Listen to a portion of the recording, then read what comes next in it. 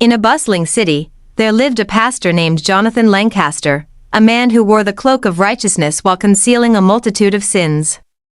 Known for his wealth and charisma, Jonathan attracted many to his grand church, Divine Hope Ministries.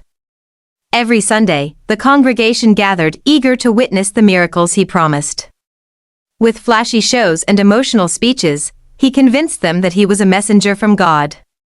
He always preaches about sowing seed, giving to a man of God. Jonathan had a daughter named Victoria, a strikingly beautiful young woman. With her designer clothes and flawless makeup, she exuded confidence that many mistook for grace. However, behind her radiant smile lay a heart filled with arrogance. Victoria often displayed a proud attitude, pretending to be pious while secretly living a life of excess and indulgence. She too was wrapped in the illusion of performing miracles, gaining admiration from those who saw only what she wanted them to see. Behind the scenes, Jonathan orchestrated his deception with great skill. He had a scheme to arrange fake miracles, hiring actors to play the roles of the healed and the desperate. People were amazed and in awe of the so-called wonders happening at his church. However, the truth was far darker. Half of his congregation was drawn into his web of manipulation. He seduced many women and even some young girls, luring them with promises of divine favor. He used threats to control them, warning that if they ever spoke out, their lives would be ruined. One day after church service, a young lady came to pastor's office for counseling. He said to him, "Papa, I need fruit of the womb." "Okay, my daughter," the pastor said. "Close your eyes." He told her that he will sleep with her. That is the instructions from the Holy Spirit. Jonathan told the woman, "Anything at all as long as I have a child for my husband." Jonathan took her to his bathroom and slept with her.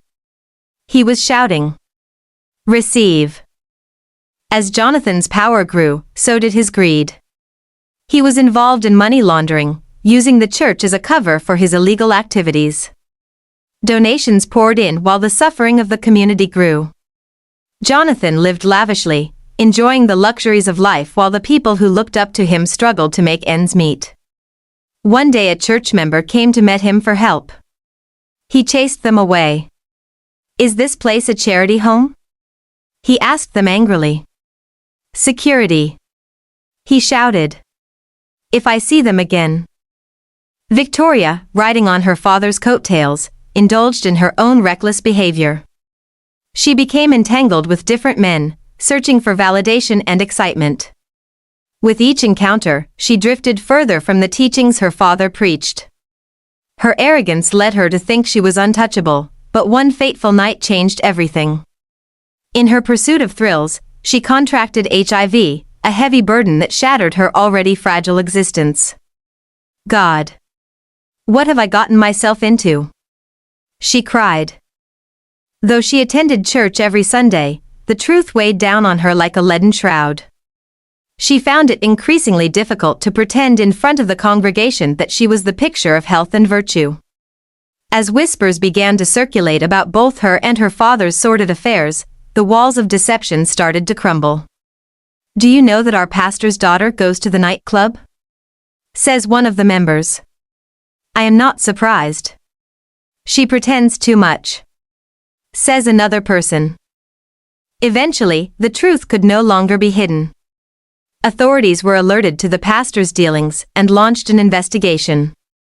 Evidence of his fake miracles, illegal activities, and sexual escapades with countless members of the church emerged.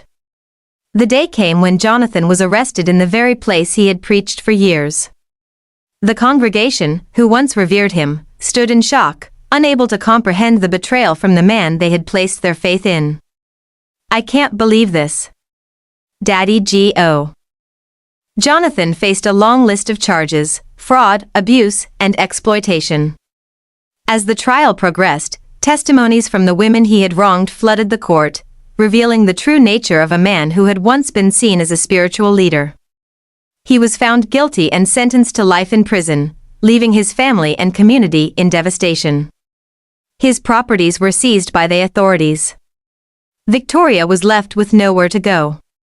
Her mother was killed years ago by her father. She wanted to expose him. Now Victoria wandering the streets with no one to help her. She went to her friends but they refused to help her. She couldn't go back to the church because of her wrong deeds. All her world crumbled. First I was HIV positive. Now I am homeless. Motherless. Fatherless. She cried bitterly. Days later. Victoria was seeing Hawking pure water looking dirty. People gossiped her. How the mighty has fallen. They said and laughed. Victoria, now forced to confront the reality of her life and choices, recognized the need for a change. The consequences of her father's sins and her own reckless actions compelled her to seek redemption. She began to share her story, realizing that true faith was about more than just miracles. Gradually, she learned that understanding God for herself was the path to true healing and hope. She wished she could turn back the hand of time. But it was too late. She genially accepted Christ. Through trials and tribulations, Jonathan and Victoria's story served as a haunting reminder to others: do not always chase after miracles. The search for true faith is found in the heart and soul, in knowing God on a personal level rather than being misled by false prophets.